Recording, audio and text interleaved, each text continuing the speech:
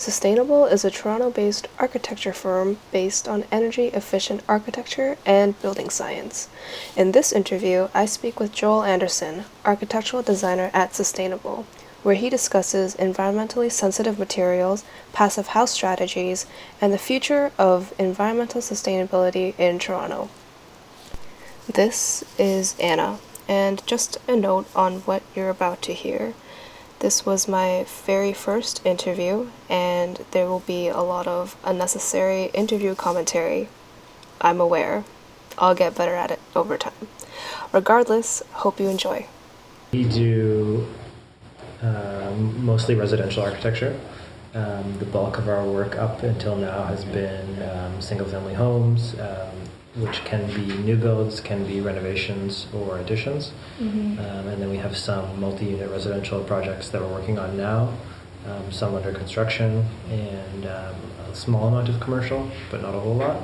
And we try to approach every project looking at how we can reduce the overall energy demand from the beginning, and use materials that are ideally low carbon. So environmentally sensitive materials, trying to stay away from materials that have a big carbon footprint, like steel, brick, concrete, and leaning towards materials like wood, mineral wool insulation instead of spray foams and other foams. So what makes those materials like carbon heavy? So materials like steel have, in the manufacturing process, require a lot of energy to produce. Right. Whereas materials like wood require very little, and wood pulls carbon down out of the atmosphere. And then if we harvest that material and use it to build, that carbon is not released back into the atmosphere. If we burn wood, or if trees die and decompose as they do naturally, that releases the carbon back into the atmosphere. Right. But if we harvest it and use it for a building material, it actually keeps it in the material.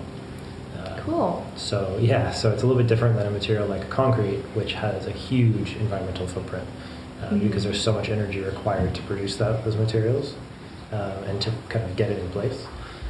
And the same thing with foams, which are mainly petroleum-based products. Really? Versus material like mineral wool insulation, which is mostly made with the byproduct of steel manufacturing in Hamilton.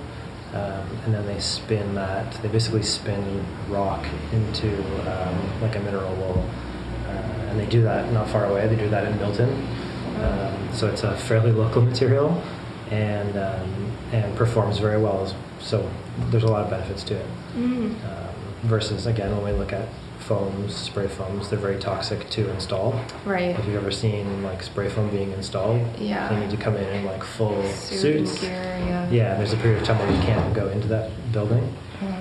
And then if the building ever does catch fire, it releases those toxins back into the atmosphere, which can be toxic and sometimes deadly for the people living in those spaces.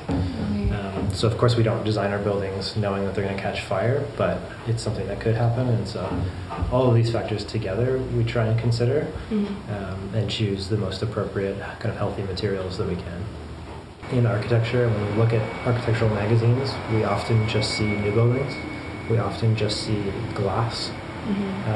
And those are not always the most sustainable building materials, like glass and concrete and steel. Yeah. They're very beautiful materials.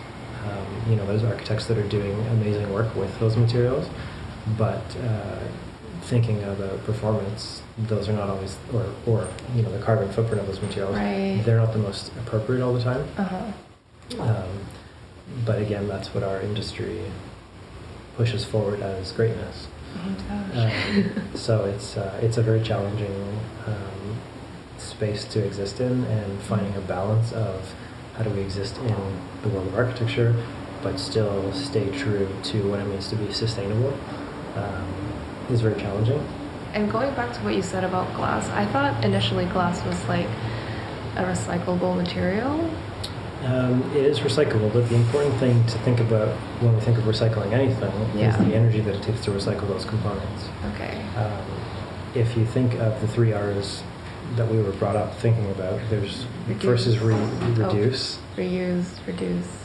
I think it's reduce first, and then reuse. Okay. Yeah. And then recycle. It's Right. the last one. Yeah. And so people often think, oh, it's recyclable, it's fine. Right. But, before we even think about recycling, what can we reduce? What can we reuse? Simple examples like when we go out for lunch as an office, sometimes we go and grab something, take out and bring it back to the office. And every time we get takeout, it comes in something that's probably disposable, or at best recyclable. Yeah.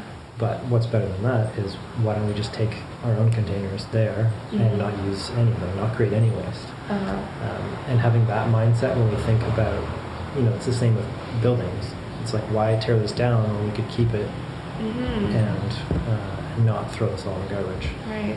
And of course, sometimes that doesn't work. Yeah. Sometimes we deal with old buildings that you don't have a choice, you have to tear it down. Like it's structurally not sound anymore. It would be way more work in materials and energy to keep it standing than it would be to tear it down.